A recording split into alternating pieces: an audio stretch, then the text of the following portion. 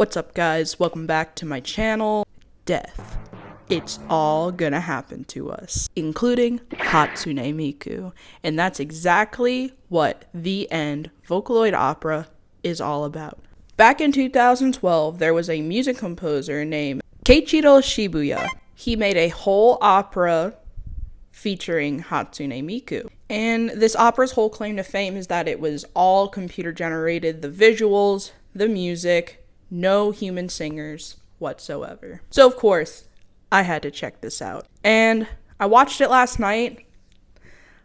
I'm gonna have to be completely honest. I have mixed feelings about this opera. Everywhere on the internet that I go to watch it, while it is very underrated and a lot of even Vocaloid fans don't know about it, the people who are vocal about it really like it. They really like the atmosphere, they really like the theme of the show, the visuals, everything. People say who see it live, it's a completely different experience. There are about 6 different screens, 3 of them being holographic. You have this one little thing in the middle where Keiichiro plays piano a little bit.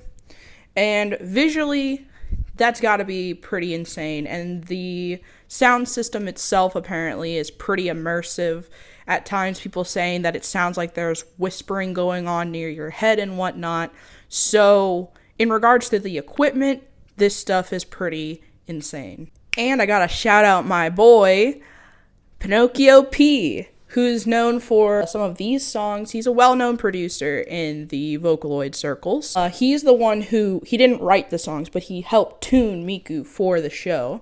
So I was like, I have to check this out. I love Pinocchio P. This outfit that Miku's wearing, designed by Louis Vutton's Marc Jacob.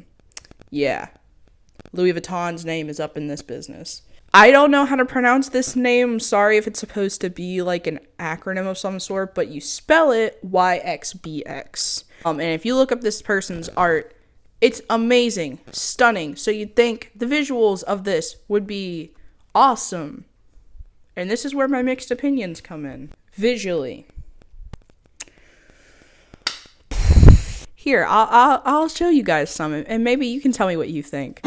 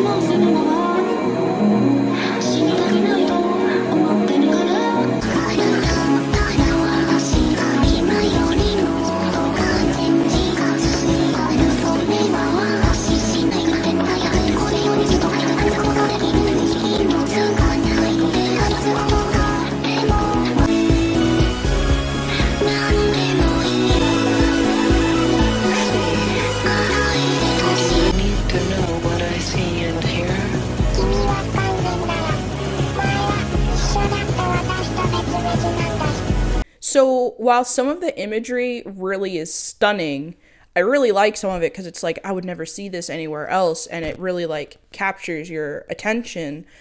Some of it's just wonky as hell. A lot of it reminded me of Yame, which is an independent project that's supposed to emulate like PS1 graphics. I know this was 2012, but holy shit, some of this looks really bad. And maybe in person it looks even better, like it's on huge screens, right? But just like some of the rendering looks weird, it looks not so great in my opinion. Maybe that's the effect they wanted, like they wanted these like PS1 looking graphics, and maybe that was part of the appeal. I don't know. I think it would have been just much easier to look at and watch, and would have captured my attention better if the graphics were just better, more well rendered. Some people applaud the show for tackling existential thoughts and themes so directly. And These are themes that I also enjoy being explored within media. I just wish it wasn't so on the nose. And even if it is on the nose, okay, that doesn't necessarily mean bad. But I really can't tell you what exactly it was getting at. There's no real narrative to this. Anyone who can stitch together a narrative, please explain to me. I tried to look up explanation videos or reviews, and people don't really talk about it all that much. There's this rabbit character who's supposed to be like Miku's spiritual guide or something. Could not figure out what the heck his role in was there, and like why his character design was so cartoonish, and like why he moved around so strangely, and this whole sequence. I'm usually pretty good at like picking out symbolism, and I couldn't really pick it out here. Now, the other character in this is this kind of grotesque version of Miku, and this thing is so ugly to look at, and at times has hilarious looking visuals. But I will say, like, anytime this thing was on screen, I was interested. I wanted to know what was going on. I don't know what it symbolizes. I don't know. And some of, like, the lyrics and some of the songs, it was very repetitive. It wasn't enlightening to me. I don't know what it was about. It was so confusing. It was hard to suss out for me. And, you know, for some people, they don't need to, like, know what's going on to enjoy a piece. And that's cool. And sometimes I'm like that. But here it was, like, so nonsensical at times, like, I wanted to laugh. And I don't think that was the intended effect. The music. Some of it, honestly, I would want to revisit and re-listen to.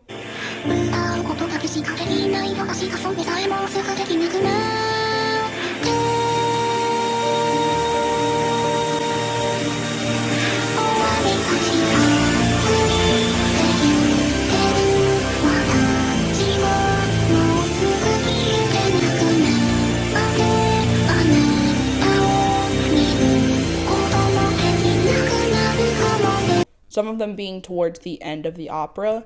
However, most of the music in this is very monotonous and boring. That's kind of an issue I have with other operas, is like these speaking parts that are so monotonous. I'm like, we could have just spoken these parts probably. Which brings me to the pacing. Holy shit. The pacing was so slow. There were times where I'm like, why didn't anyone talk to the artist and say, hey, let's speed up this segment a little bit, huh, buddy? We can get the same intended effect. And I really was trying not to skip through parts while I was watching it. But towards the end there, I just had to, and skipping it, I wasn't missing anything. I promise. I think if I would have been like a friend that this guy came to and was like, hey, tell me what things that can make this better. Here's some things I would have told him. Pacing, let's speed it up a little bit. Like, we can still have atmosphere. We can still take our time. Let's just, like, speed it up a little bit. Let's make some of these melodies a bit more melodious. Or if you want them to be monotonous at certain points, like, make it be intentional for a reason. Not just talking about a phone call. Also, let's clean up these renders. Some of these characters and models are moving in a way that looks like it was a mistake. Like, it's bugging out and it wasn't supposed to move like that. I would say the best part of the show is this weird Miku thing, because anytime it was on stage, I was very interested. And honestly, the song and visuals at the end, I think, were also my favorite. It was very melodious. The visuals were captivating. Should you watch it? Sure. Like, it wasn't so bad that I'd be like, it's not worth watching. Honestly, it's not going to be for everybody. Obviously, it's not really for me. But it's obviously some people's cup of tea, especially if you like more experimental, like avant-garde, like contemporary stuff. You may love it. A bunch of people in these reviews and stuff were saying that it moved them to the point of crying. Which I can honestly get at some points. Some of it is very atmospheric and therefore lends itself to being very reflective. Do be warned, it has some very odd visuals, and it's gonna take some time and focus for you to kind of clue in on.